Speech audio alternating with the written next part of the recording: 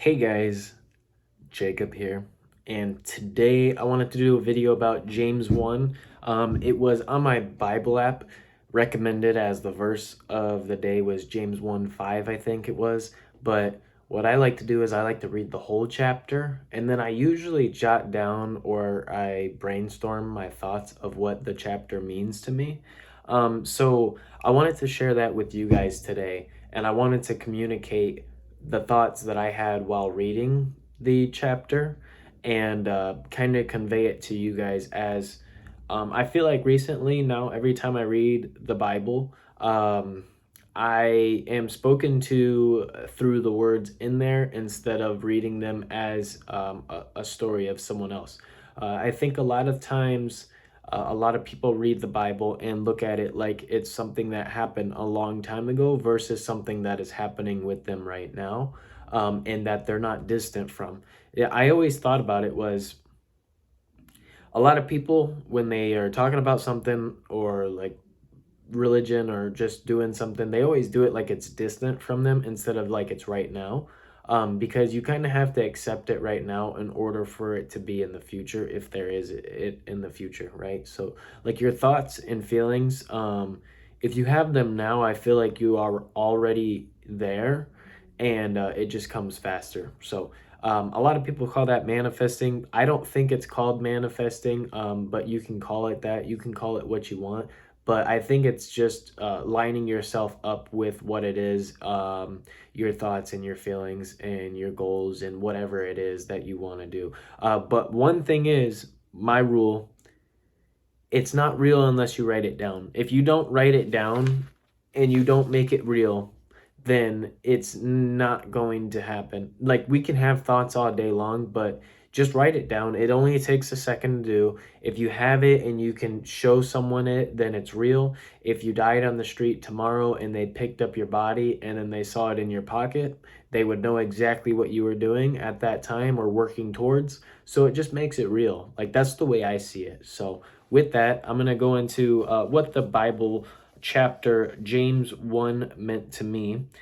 So first and foremost, the whole chapter I think is about faith and endurance. I think those are two pretty big words that we hear and think about on a daily basis that we never really question or look up the definitions. So one of my favorite books is the dictionary, right? Not Google on my phone.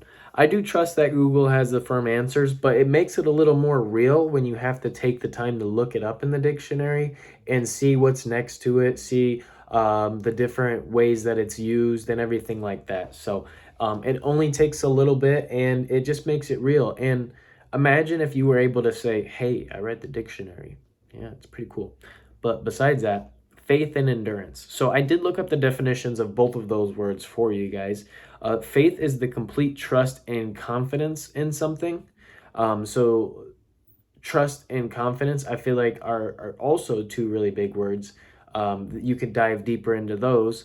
And then the firm belief without logical truth. Okay, firm belief without logical truth. I think that's super important when it comes to religion because it's like everyone wants to question and label things as if they have the right answers. I don't think that God would be worshiped or he would be worthy of being worshiped if we were able to label him and we were able to say that he is a specific religion. I don't think that any religion was right when they gave him a name.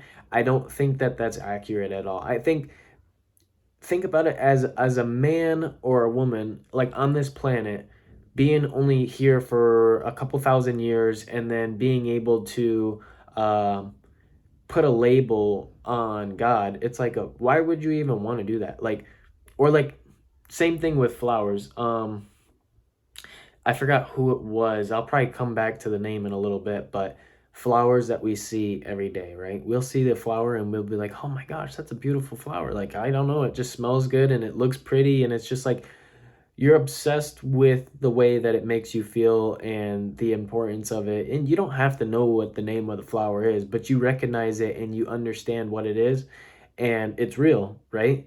So I feel like we feel the same way with God, but you don't have to have a name for it. I don't think that having a name for it is the most important thing. I think that understanding it and having belief, firm belief, faith, and trust, like we talked about, in it would be the most important thing more than anything. And it's okay to question it.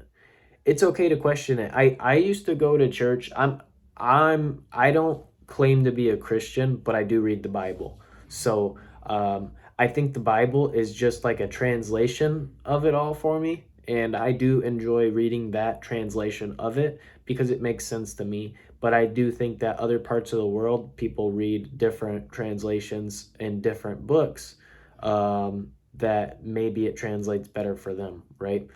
Because the number one thing taught in all religions is to love your neighbor, right? That's the number one thing. And I think that's the most important lesson, but that's the number one thing that we forget to do. And that's the number one thing that we will lack on and not do when we're talking about other religions. I always wondered while going to church why someone would say, "Oh, that religion's wrong. They're going to hell." Like, what? Come on. Is that how it is? Like cutthroat like that? Like you really wouldn't even want them to, like, what?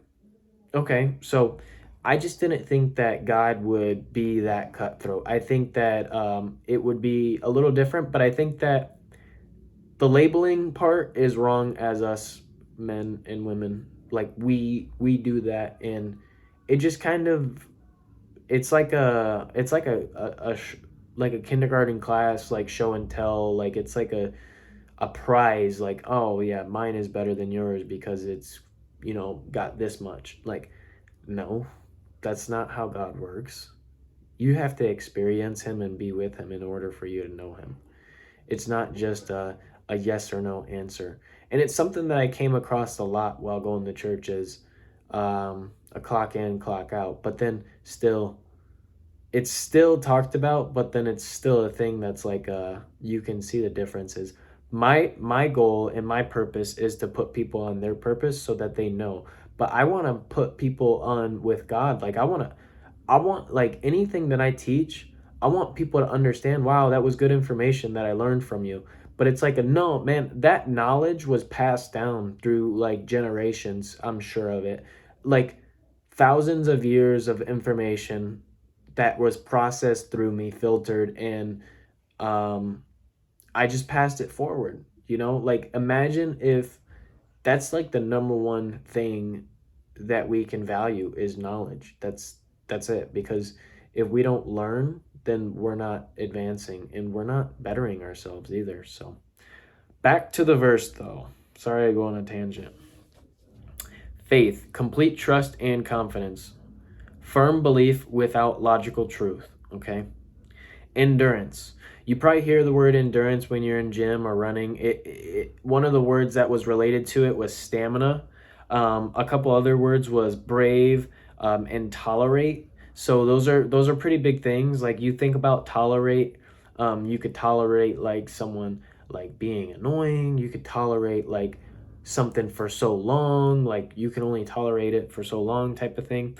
But what it means, it's the ability to withstand prolonged strain. So if you think about like slaves in the past, like they tolerated prolonged strain, but that they had faith is because for the ones like all throughout history, different types of slaves, you always hear about slaves breaking out and breaking free, and it's like a winning story that you hear about, and it's like if I was there, I would be a part of that team because I believe that I would be able to add something to that team and help them out. So it's like bullies nowadays too. It's like if you see someone getting picked on or something, will you stand up for them or will you just like let it slide, or like what you tolerate, right? So being able to not tolerate something, um, it's like either you can change it or you can't change it, or tolerating as in like you put up with it because you know that it's going to change. Like maybe you can't change it, but you know that it will change, and that's like kind of having faith, right? So When troubles come your way, consider it an opportunity for great joy. I always felt this way my whole life. Of anytime I was going through something, I felt like it was a lesson more than it was like something that was happening towards me, because there was people that I had to care for and love. My family members were hurting and upset, and I felt that I had to not deal with my stuff because I had to help them with theirs. So I always thought of it as like okay, what can I learn from this so that I can teach them, so that I could give them advice so that they can feel better about this, right? So that's a very important thing, because no matter what, we're going to go through something that maybe we didn't expect, and it's going to trouble us in one way or another. So your mindset on the things that you go through is very important. So I think that is probably one of the biggest things of being able to determine who you are as a person, is how you react to the things that you go through.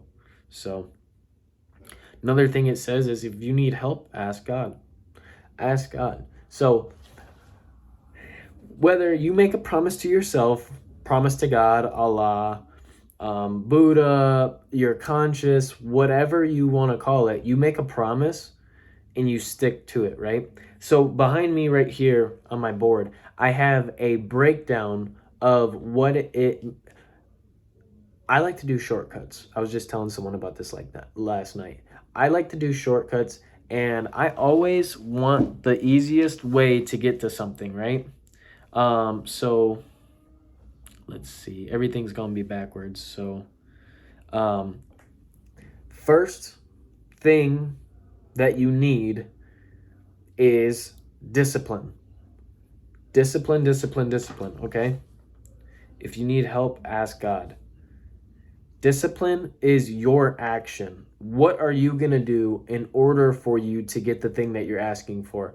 You never get anything in life without doing something for it, right? People will give you something, maybe, but like you had to be there at that moment in order for you to receive it, right?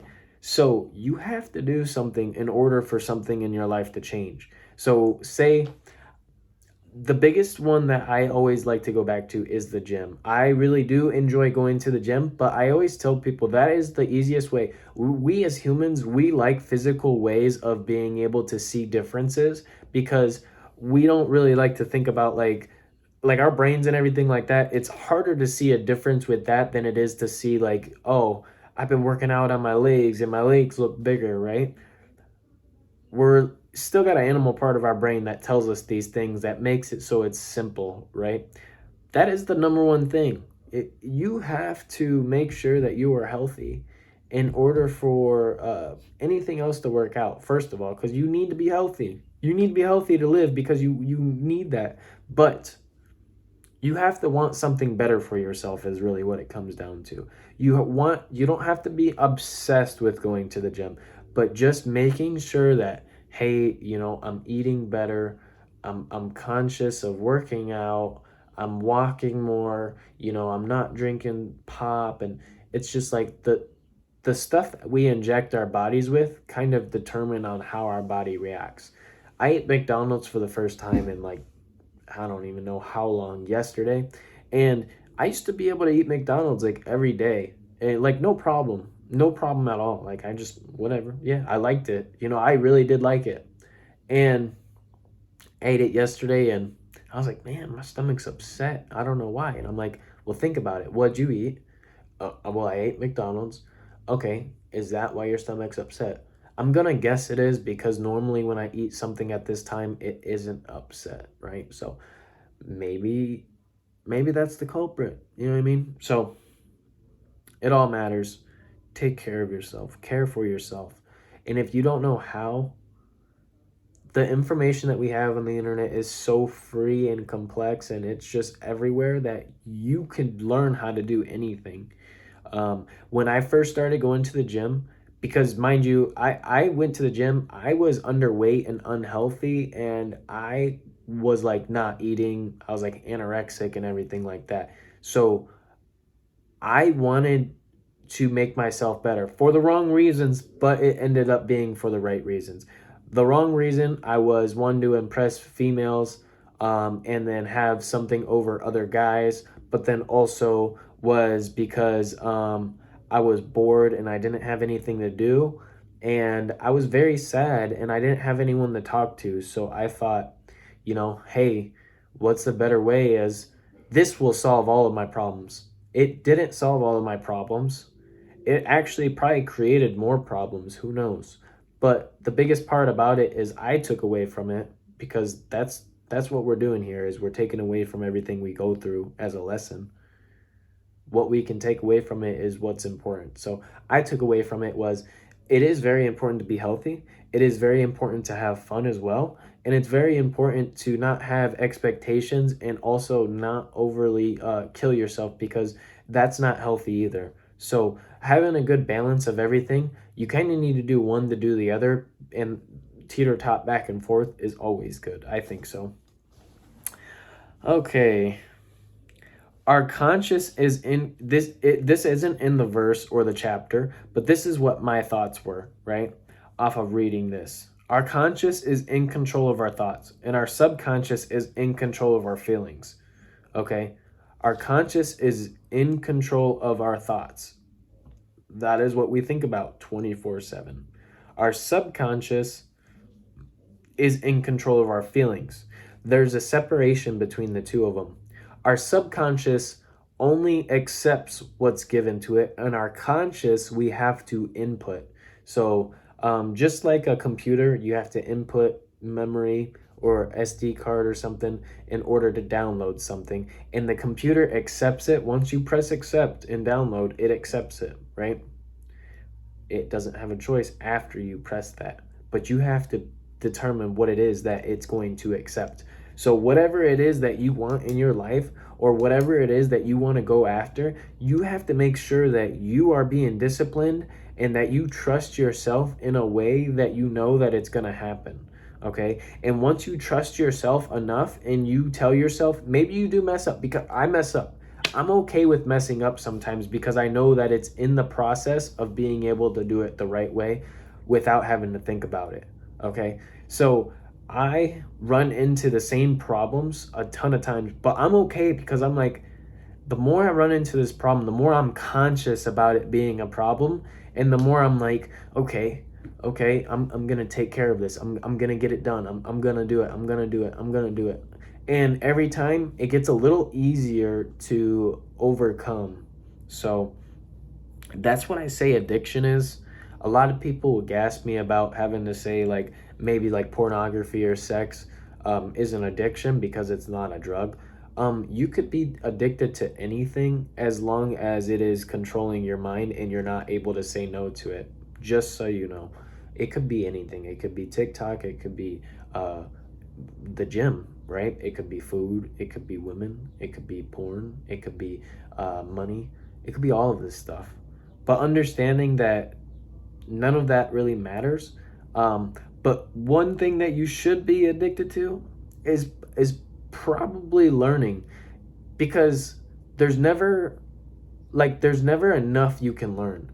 Learning about the right things, not something that's not going to benefit you in either way, like UFOs on Mars or something. Like, there's nothing you can do about that. There's nothing that it's going to do for you.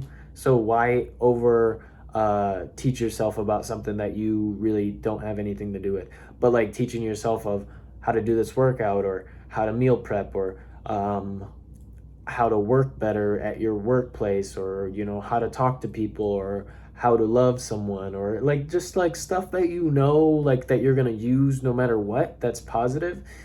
Probably should learn more about it as much as possible, and after you learn more about it, it's like oh wow, I didn't even know that, and I'd been doing this stuff forever, but I didn't even know that this could happen from it. So anyways,